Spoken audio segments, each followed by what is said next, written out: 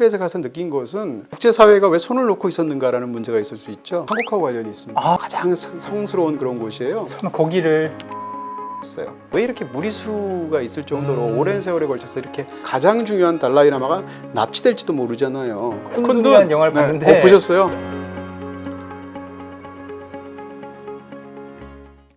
BTV 동진 바야키아 이홍현입니다. 안녕하세요, 이동진입니다. 저희가 그동안 수많은 분쟁 지역을 다뤄왔습니다. 네. 인도, 파키스탄, 이스라엘, 팔레스타인, 우크라이나, 러시아까지 또 최근엔 대만도 했죠. 네, 또 경우는 좀 다르지만 유대인 문제를 다룬 적도 있었고요. 오늘은 티베트 분쟁, 중국과의 관계를 중심으로 주로 현대사를 얘기해 보겠습니다. 국제적인 분쟁이라는 게 그렇게 쉽게 단순하게 말할 수 있을 정도로 그런 것이 아니고요. 정말 복잡하죠. 네, 오랜 무슨 역사적, 지리적 맥락이 수많은 것들이 담겨 있기 때문에 사실은 무척이나 이렇게 복잡한 양상들을 띠게 됩니다. 상대적으로 그런 것들 좀 더 간명하게 네. 이해가 되기 쉽도록 그렇게 좀 해설해드리고 설명해드리는 그런 시간이죠. 책을 많이 읽으신 독자의 입장에서 네. 설명드리는 점 양해 부탁드리겠습니다. 네, 뭐 언제나 그렇고요. 티벳 특히 이제 역사랑 관련된 책들은 꽤 많이 본 것 같아요. 자, 먼저 오래전 역사를 좀 개괄적으로 설명 주신다면요. 티벳의 역사를 다 말씀드릴 수는 없겠지만 네. 사실은 이제 티벳이 지금은 이제 그 나라도 갖고 와 있지 않는 그런 민족의 처지가 되어 있지만 전성기 시대를 보통 7세기에서 한 9세기 정도로 보고 있습니다. 토번이라고 해서 보통 이제 토번 왕국이라고도 하고 토번 제국이라고도 하는데 네. 이 나라가 얼마나 강성했냐면 그 당시에 중국이 당나라였거든요. 당나라로 진격해서 당시 당나라의 수도가 장안이었단 말이에요. 지금 네. 시안. 장안을 점령했어요. 야, 그때 당나라 전성기였는데. 그러니까 말이에요. 그렇게 본다면 사실은 굉장히 강성했던 그런 역사를 갖고 있기도 한 그런 민족이자 지역이라고 말할 수 있을 것 같고요. 네. 중국 쪽에서는 이제 그 지역을 역사적으로 특히 청나라 시대 이럴 때는 장족이라는 표현을 썼단 말이에요. 소수민족으로. 장족이요? 네, 장. 그래서 지금도 티벳을 한자로는 서장이라고 쓰잖아요. 네, 서장 네. 자치구. 네, 시장이죠. 네. 그래서 시장 자치구를 지금 티벳이라고 말하게 되는데 그 서장이라는 표현에서 그 들어가는 그 장자가 바로 그 소수민족을 지칭하는 중국 입장에서 그런 표현으로서의 장족이라는 표현을 쓰죠. 네. 중국과 이 티벳 사이에서의 어떤 분쟁이라고 그럴까, 이 모든 문제를 보면 핵심은 결국은 역사를 어떻게 보느냐는 관에 달려 있습니다. 기본적으로 이제 티벳을 저도 한 10수년 전에 가봤거든요. 고산병이 저도 걸려가지고. 해발 뭐 3,000m 그냥 넘어가죠? 예, 라사가 3,400인지 3,600인지 그래요. 네. 그리고 이제 티벳 전체의 평균 고도가 4,000m인데 그게 이제 잘 감이 안 오실 텐데 백두산 높이가 2,744m잖아요. 와, 백두산 위에 있는 백두산보다 1,000m 높은데 티벳의 가장 큰 도시가 있거든요. 그러니까 하늘 위에 있는 도시네요, 거의. 그렇죠. 그래서 보통 티벳에 가기 위해서는 상당 기간에 걸쳐서 이렇게 좀 몸이 그 고산병에 적응할 수 있도록 고산지대에 적응할 수 있도록 기차를 타고 가나 이렇게 보통 육로로 많이 가는데 네. 저는 시간이 없으니까 비행기를 타고 갔거든요. 내려오는데 하늘이 너무 가까이 있고 너무 맑은 거예요. 아름답고. 바로 적응하신 거예요? 네. 아니 적응할 줄 알았죠. 그래서 도착하고 호텔에 가서 짐을 풀는 순간 찾아왔어요. 그분이. 고산병에. 그러니까 처음 한 이틀 정도를 뭐 정말 인사불성이 돼서 병원 신세지고 그랬거든요. 그래도 포탈라궁 가보셨죠? 당연히 가봤죠. 뭐 그 티벳에 간 사람이라면 포탈라궁에 안 가는 사람은 없을 거고요. 그때 제가 보았던 티벳이 굉장히 이상하거나 아름답거나 독특하거나 묘한 부분들이 있었어요. 그런 네. 얘기까지 오늘 간단히 같이 하도록 하겠습니다. 일단 티벳은 여러 가지 측면에서 그 주변에 어떤 다른 곳하고도 굉장히 다른 독특한 자기들만의 정체성이 있는 티벳어를 보신 적이 있는지 모르겠는데 이 티벳어는 중국어하고 완전히 달라요. 일단 중국어는 표의 문자, 표어 문자잖아요. 네. 알파벳식으로 되어 있는 거죠. 그렇게 되어 있고 또 중국어의 가장 특징 중에 하나는 성조가 있다는 거잖아요. 네. 티벳어에는 성조 같은 게 없고요. 우리나라 말 같이. 네. 그 다음에 또 중국어는 뭐라고 할까요? 단음절어잖아요. 한 네. 글자가 이렇게 딱딱딱 해서 붙어 있는 형식으로 되어 있는데 티벳어는 이제 다음절어라고 말할 수 있을 것 같고 또 격이 있고 이런 여러 가지 측면에서 사실은 티벳어와 중국어는 굉장히 다르다. 어족으로 따지면 중국 티벳어족이라고 보통 말을 하지만 네. 언어적으로 큰 차이가 있다고 얘기할 수 있고요. 아까 말씀드린 것처럼 뭐 일단 자연환경 자체가 너무나 다르기도 하고 또 그 다음에 지금의 중국은 우리나라처럼 세속 국가잖아요. 네. 근데 티벳은 사실상 종교가 지배하는 네, 나라지 뭐 않습니까? 신정일치라고 하죠. 예, 그러니까 단순히 이제 그 나라의 불교도가 많다, 티벳 불교도가 많다 수준이 아니라 달라이라마의 경우에는 이제 본인 스스로는 이제 다르게 지금 선언을 하고 있지만 그 스스로 어떤 정치적인 실권까지 예전에는 가졌었고 달라이라마 자체가 종교적으로도 보아서도 이제 전체의 어떤 그 불교, 티벳 불교를 대표하는 인물이잖아요. 살아있는 신이라고 볼 수 있잖아요. 네. 관세음 보살의 현현이라고 생각하니까. 그런 여러 가지 측면에서 뭐 종교적으로나 여러 가지 방식으로나 타 지역하고 완전히 구별되는 그런 독특한 정체성을 가진 지역이다. 여기에 대해서 이제 중국과 티베트 쪽의 의견들이 굉장히 차이가 있어요. 가장 큰 차이는 네. 지금 중국과 티벳과의 관계, 다시 말하면 티벳은 중국의 일부였는가에 대해서 중국의 주장과 티벳의 주장이 다르죠. 가장 큰 차이는 결국은 중국 역사에서의 어떤 두 왕조에 대한 태도의 차이예요. 하나는 이제 원나라, 네. 하나는 청나라. 청나라. 중국 입장에서 본다면 지금 중국에서는 원나라, 그 다음에 청나라는 중국 역사의 뭐 당연히 일부다.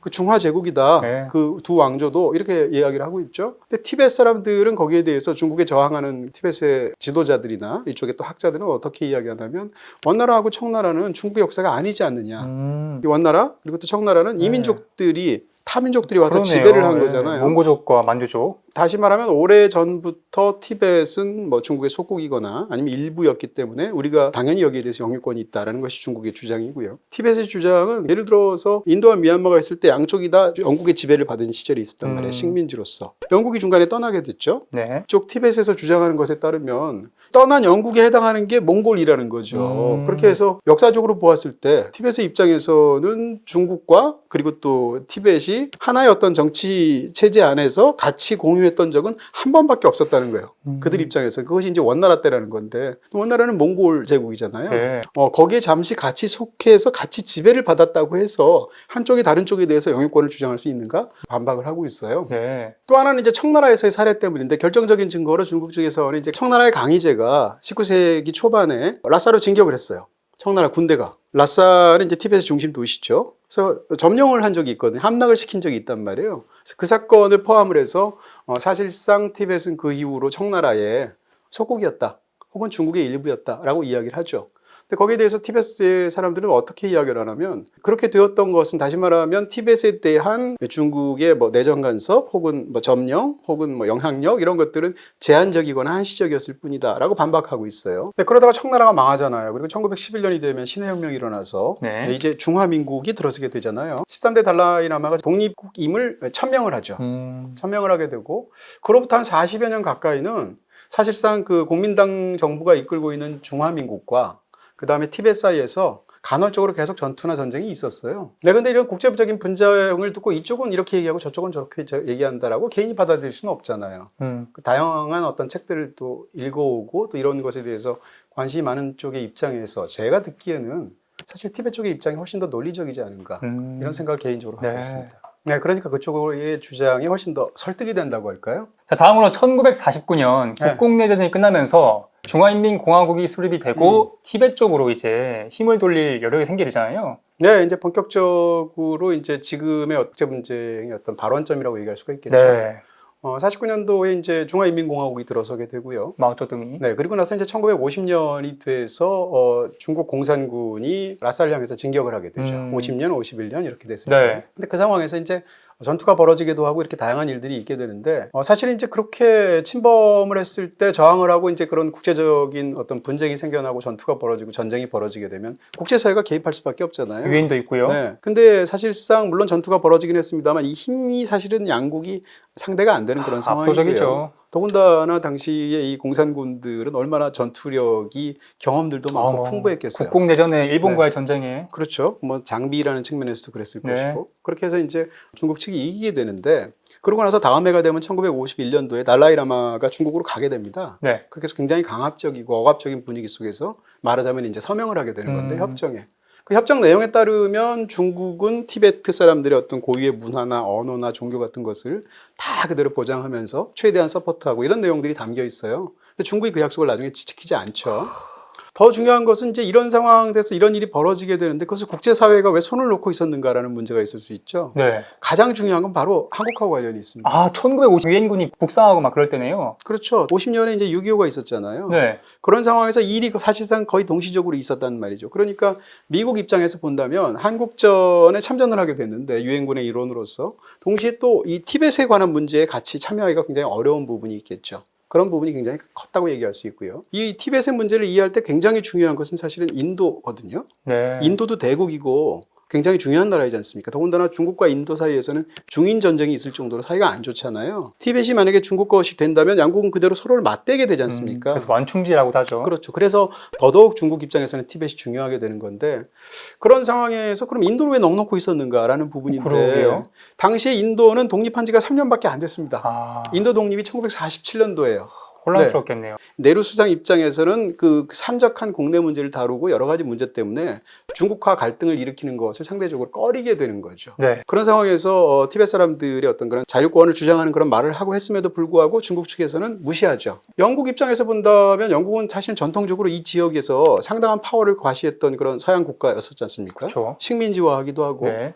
근데 영국은 이때 홍콩이 있잖아요. 그러니까 홍콩 문제 때문에 사실상 서양 국가들 중에서 이 중화인민공화국 공산 정권이 들어섰을 때 가장 먼저 승인한 나라가 영국이에요. 그런 측면에서도 역시 발을 빼고 있었고요. 당시에 또 강대국 중에 하나인 프랑스는 알제리 문제가 있었단 말이에요. 그런 여러 가지 측면에서 국제적으로 굉장히 혼란하고 격변기였단 말이에요. 1945년 제2차 세계대전이 끝나고부터 한 5, 6년간은 국제적으로 다 모든 곳에서 살아 나라들이 독립하기도 하고 분쟁이 있기도 하고 이랬단 말이에요. 한편 미국은 또 그동안 티벳에 대한 어떤 정책을 펼쳤는지 궁금해요. 네, 뭐 제2차 세계대전 이후에 이제 미국의 국제적인 질서에 있어서 가장 강력한 영향력을 발휘하고 또 적극적으로 개입을 하잖아요. 네, 뭐 세계 경찰 노릇도 하고. 그렇죠. 그런 상황에서 본다면 중국과의 어떤 관계에서 여기서도 이제 게릴라들이 있게 되고 중국에 맞서 싸우는 그런 티벳 전사들이 있게 되죠. 그들을 교육시키기도 했어요. 미국이 CIA에서. 그리고 또 군사적으로 지원도 하고 그랬단 말이에요. 네. 그렇게 해서 이제 상당 부분 물자들도 받고 해서 이제 티벳에 항거하는 그런 병사들이 싸움을 해나갔는데 이것이 이제 미국 입장에서는 70년대 초반이 되면 입을 닫게 됩니다. 뭐 핑퐁 외교하고 막 그 이유인가요? 네. 원래 미국과 중국은 사이가 나빴잖아요. 네. 근데 그런 여러 가지 상황 속에서 미국 소련 관계도 있고 여러 가지 측면이 되다 보니까 중국과 미국 사이가 점점 가까워지게 돼서 포레스트 검프 보시면 이제 탁구 치는 게 바로 그 이유잖아요. 키신저가 방문도 하고 이런 여러 가지 일들이 벌어지면서 미국 입장에서는 중국과 사이가 좋아지는데 티벳 문제가 걸림돌이 되죠. 그러니까 어떻게 하겠어요? 지원을 끊게 되죠. 그렇게 해서 사실상 티벳 군이 완전히 약화가 되는 그런 또 계기가 됩니다. 중국이 타이밍을 잘 쟀다고 볼 수도 있겠네요. 그렇게 볼 수도 있고요. 처음에는 중국군은 중국에서는 그렇게 이야기를 하죠. 해방군이라고 이야기를 하는데 티벳 입장에서는 점령군이라고 당연히 생각을 하겠죠. 네. 근데 초반에는 여론이 그렇게까지 나쁘진 않았단 말이에요. 왜냐하면 중국군 입장에서 굉장히 우호적인 제스처를 쓰게 되고 유화책을 사용을 했단 말이에요. 민중들의 저항이 그 이후처럼 굉장히 격렬하게 터져나오지는 않았단 말이에요. 근데 중국이 갑자기 입장을 바꾸게 된 것이 1953년도입니다. 왜죠? 왜 53년도일까? 네. 한국전이 종전된 거랑 관련이 있는 거죠. 이제 좀 온 힘을 다해서. 온 힘들 다하는 것도 있고요. 미국 눈치를 볼 필요가 더 이상 없어진 거죠. 그러니까 한국전쟁 기간 중에는 중국도 티벳과 관련된 어떤 여러 가지 문제 또 한국전쟁에도 참전을 하게 되잖아요. 이렇게 되는 과정 속에서 미국이 만일 티벳에 파병을 하면 어떨까를 중국에서 겁을 냈던 거예요. 더 이상 눈치를 볼 필요가 없죠. 그 상황에서 유화책이 강경책으로 바뀌게 되고 탄압책으로 바뀌어서 그 이후로부터 한 20여 년간은 무자비한 어떤 티벳에 대한 탄압들이 생겨나게 되는 것입니다. 들어간 일단 사람 숫자가 너무 많은데 티벳이 인구 밀도가 희박하잖아요. 땅 크기는 거의 중국 전체 뭐 8분의 1에서 4분의 1까지 말하기도 하죠. 그렇죠. 이제 티벳을 지금 뭐 시장 자치구 그만 따지게 되면 이제 뭐 8분의 1, 10분의 1 이 정도로 볼 수 있지만 티벳에 붙어 있는 또 다른 그런 성들이 있잖아요. 네, 운남성, 사천성 등. 그렇죠. 뭐 수촨성도 있고 그다음에 또 뭐 칭하이성도 있고 그렇죠. 지금 요즘 티벳의 그 시장 자치구에 사는 사람을 보통 300만 명이라고 얘기를 하는데 네. 이것까지 다 합치게 되면 600만 정도 된다고도 얘기를 해요. 그러니까 얼마나 규모가 큰지를 알 수 있죠. 그로부터 한 이제 20여 년, 그러니까 1950년대부터 70년대까지 상황에서는 티벳의 입장에서는 정말 시련, 고통받는 그런 세월들이 되게 됩니다. 이것은 이제 일컬어서 20년 전쟁이라고 말을 하기도 해요. 왜냐하면 중국이 점령한 상태에서도 계속 민중들의 어떤 뭐 항거들이 간헐적으로 있기도 하고 또 59년도처럼 본격적인 봉기가 있었던 해도 있거든요. 네. 그런 측면에서 이제 20년 전쟁이라고 말하기도 하는데 이 기간 중에 이제 중국이 어떤 탄압적인 정책을 사용을 해서 티벳을 지배했는가에 관한 수많은 기록들이 있죠. 그런 것들을 보면 굉장히 끔찍하다는 생각이 들어요. 그러니까 대표적으로 일단 그 티벳에서 가장 중요한 어떤 정신적으로나 어떤 생활의 어떤 문화 습관이로나 무엇으로 보나 티벳 불교가 너무 중요하잖아요. 라마교. 티벳 불교를 조직적으로 중국 입장에서 탄압하게 되죠. 더군다나 중국은 그 당시에 종교를 민중의 아편이라고 생각하는 공산주의 국가잖아요. 네. 지금도 그렇지만. 그런 측면에서 어떤 방식들을 사용하게 되냐면 비구승과 비구니가 있잖아요. 네. 비구와 비구니를 강제로 결혼을 시켜요. 기록과 증언에 따르면 가장 끔찍한 일들 중에 하나는 사람들 앞에서 인민재판 같은 걸 시킨단 말이에요. 우리가 나중에 문화혁명 같은 시기에 굉장히 많이 보았던 네. 그 인민재판구에서 해서 굉장히 어떤 모독을 주고 사람들 앞에서 이제 그런 부분들도 있었을 뿐만 아니라 가장 심한 경우는 강제로 비구와 비구니를 사람들 앞에서 관계를 갖게 해요. 보는 앞에서. 일반인으로 환속시키려고 이렇게 한 건가요? 그 종교를 탄압하고 종교 자체를 말살하려고 했던 정책을 사용을 했던 거죠. 단순한 환속뿐만 아니라 1950년에 중국이 티벳을 공격하기 직전에 네. 티벳 불교의 사원이 티벳에 몇 개가 있었는가? 6,000개 정도가 있었대요. 가장 그 탄압이 심해서 요하책을 쓴 게 이제 70년대 후반이 되는데 그 직전인 70년대 중반쯤 상황이 되면 그 티벳 지역에 남아있는 수도원 수가 10개가 안 됐다는 거예요. 라사에 가면 항상 사람들이 가는 게 포탈라궁이라는 데를 가게 되고요. 달라이라마의 궁이었었죠. 네. 그다음 또 한 가지는 이제 족항사원이라는 데를 가게 돼요. 이 두 군데는 반드시 갑니다. 이 족항사원은 말하자면 사원 중에서 가장 유명하고 가장 성스러운 그런 곳이에요. 설마 거기를 어떻게 했냐면 돼지우리로 만들었어요.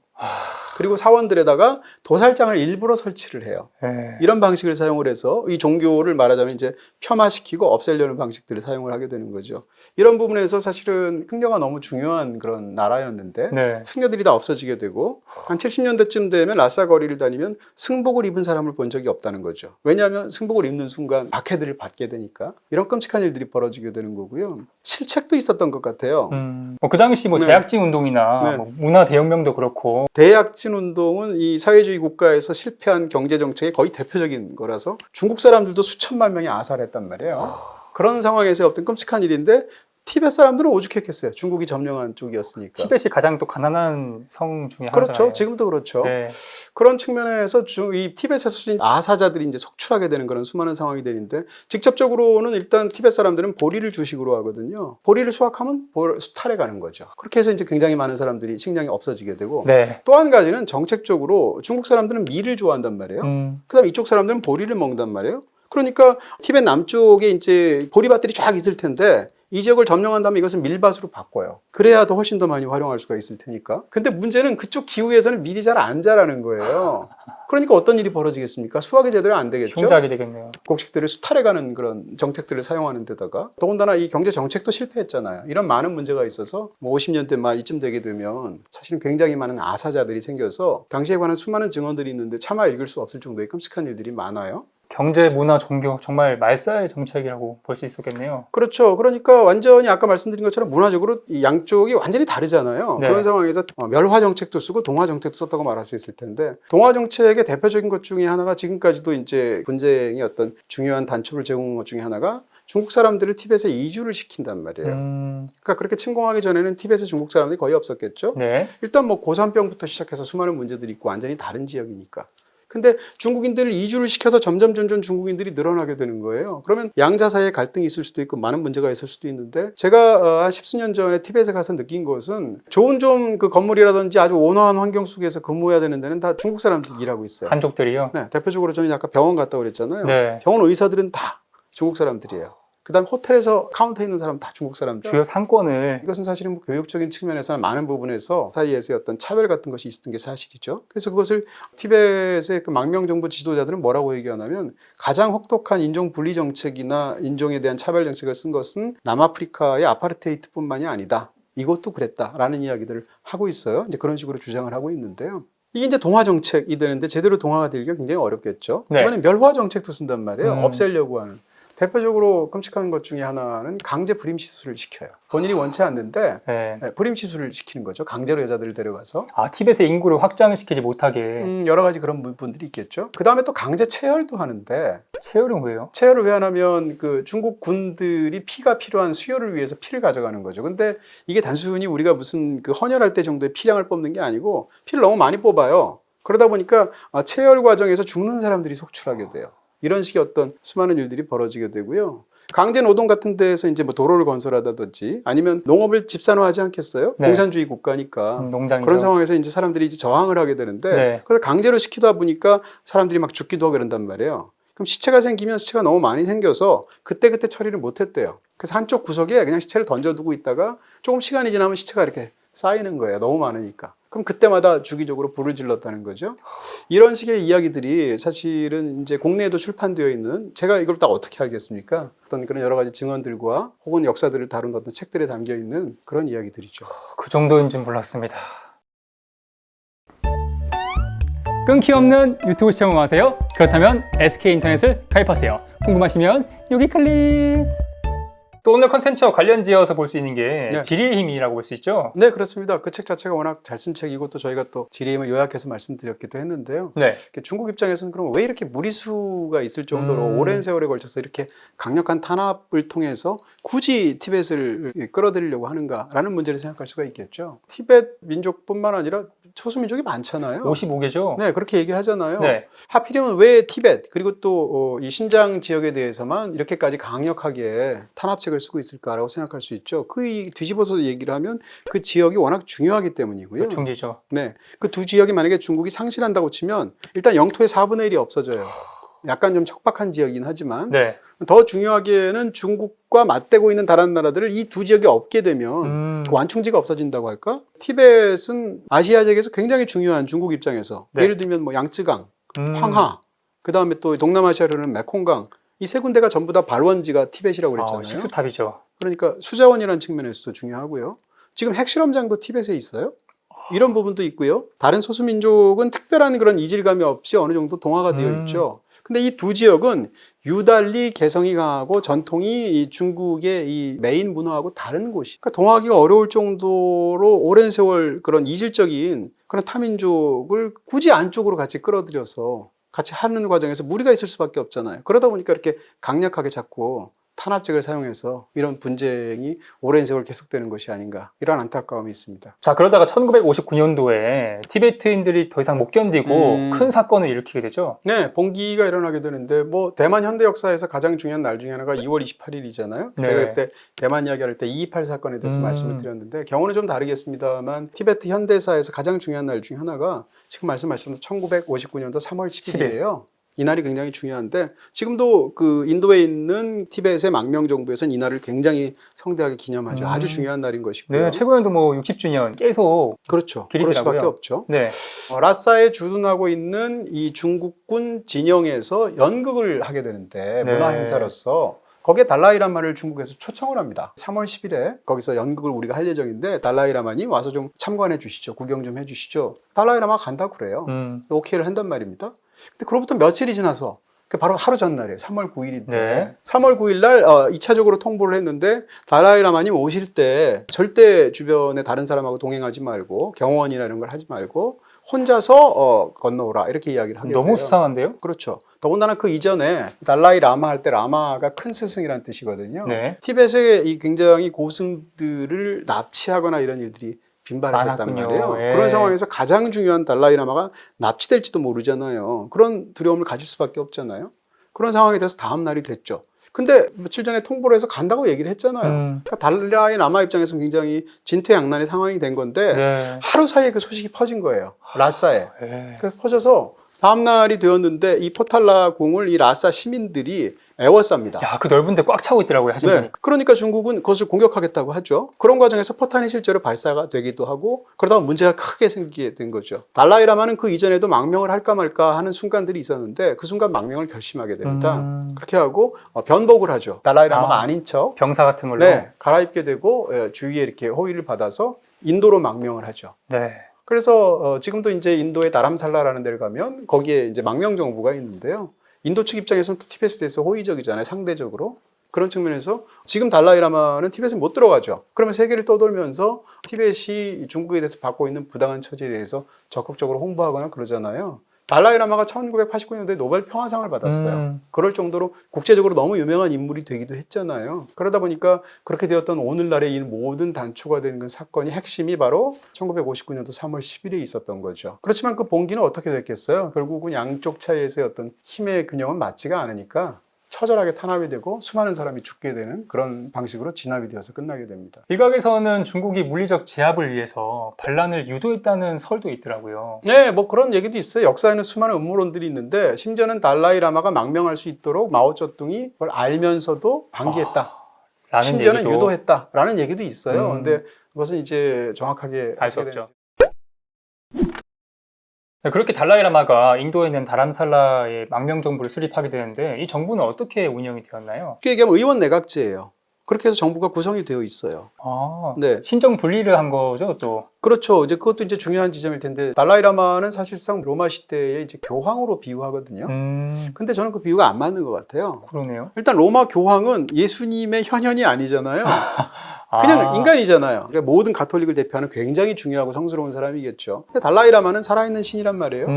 티베트 불교는 이제 윤회를 믿고 있잖아요. 네. 그 티베트 불교는 상대적으로 다른 불교보다 좀 더 힌두교의 영향권 속에 있는데 그 상황 속에서 이제 관세음 보살이 주기적으로 이 대중들을 구제하기 위해서 재탄생을 하는 거죠. 환생을 계속하는 거죠. 그래서 달라이라마가 벌써 한 700년 이렇게 좀 된 것 같은데 지금 달라이라마가 14대 달라이라마예요. 네. 이렇게까지 14명밖에 안 되는 이유는 소년 시절에 이 사람이 관세음보살의 현현이다라고 이전이 지명을 하게 되거든요. 아니 거의 어린이집 다닐 것 같은 애한테 그렇죠. 이품 보여주면서 네네네. 너가 과연 맞출 수 있을까? 해가지고 네. 이렇게. 여러 가지 다양한 방법들이 있죠. 네. 그렇게 해서 지금 이제 14대까지 오게 되는 건데요.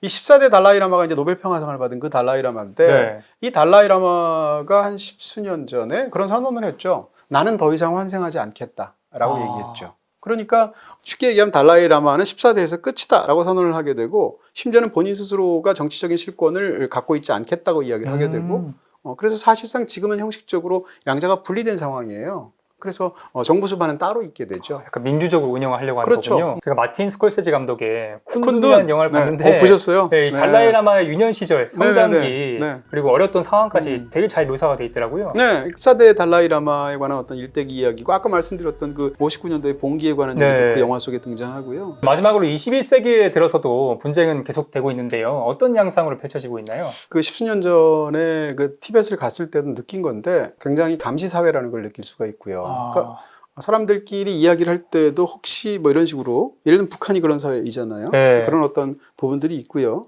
비밀 경찰이라고 그럴까?